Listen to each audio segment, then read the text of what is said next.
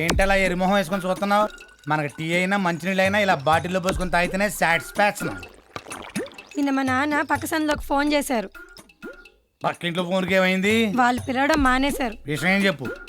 తినడానికి ఎలాగో మేము పంపిస్తున్నాం, కనీసం ఉండడానికన్నా మీరు చూసుకోకపోతే ఎలా అని తిట్టిపోశారు. ఉండడానికి మా నాన్న ఇచ్చిన కొంప ఉంది కదే. కొంపుంది కానీ దానికి కరెంట్ లేదు.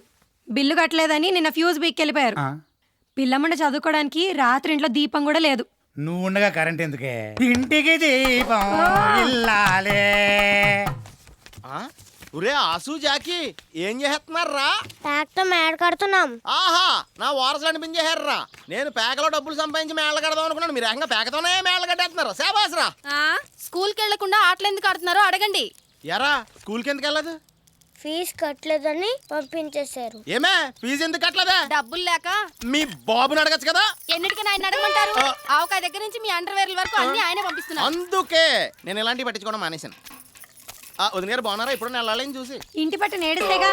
ఆ పెద్ద ఆయన పేరు చూసి బోల్డ్ అని కట్నాలు కానుకలు తగిలేసి మరీ మాయదారి మొగుళ్ళని మనకు అంటగట్టారు. మరే మన డబ్బులు మనం దాచుకున్నా హాయిగా టీవీ సీరియల్స్ చూస్తూ కాలు మీద కాలేసుకుని బతికేవాళ్ళం. ఆ డబ్బు అంతా తీసుకొచ్చి వీళ్ళదాని పోసాం. ఓ మంచి రోజు చూసుకొని నుయ్యో గొయ్యో చూసుకోవడం బెటర్. ఈ కుర్ర వెధవలు లేకపోతే ఆ పని ఎప్పుడో చేసేదాన్ని. నీది ఫీజు ప్రాబ్లం, నాది ఫ్యూజ్ ప్రాబ్లం. ఐడియా. ఒరే పెద్దోడా, నువ్వు తాగి పాడేసిన బాటిల్స్ అన్ని అమ్మేసి క్లబ్కి వెళ్ళి గేమ్ వేసి వచ్చాననుకో, డీల్ కొడితే మన ప్రాబ్లమ్స్ అన్ని సాల్వ్ అయిపోతారా? రాత్రి ఆఫ్ నీ ముందే తాగానా? మరి డబ్బులు ఎక్కడి నుంచి వచ్చినాయి అనుకున్నావు? ఎక్కడి నుంచి వచ్చినాయి? ఆ ఖాళీ బాటిల్ అమ్మేస్తేనే. ఒరే మరి మన ప్రాబ్లమ్స్ కి పరిష్కారం ఎవర్రా? వీడే. ఒరే చిన్నోడా, రొటీన్కి భిన్నంగా నువ్వు ఇయ్యాలో మాట చెప్తే తీరాలరా. డబ్బులేగా ఇవ్వను. అది రొటీనే కదరా.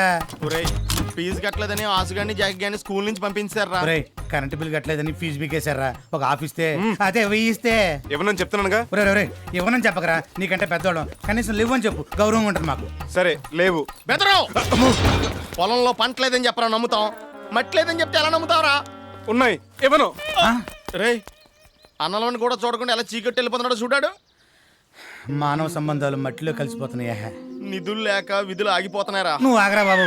పొద్దు నుంచి నోట్లో సుక్కపడక లివర్లో పవర్ పోయి ఎలా శివరైపోతున్నాను చూడు. సర్లే మేమెవరితో చెప్పుకో, నా చేతులు చూడు మొక్కల తాలకి ఎలా వంకలు తిరిగిపోతున్నాయి సరగ్గా.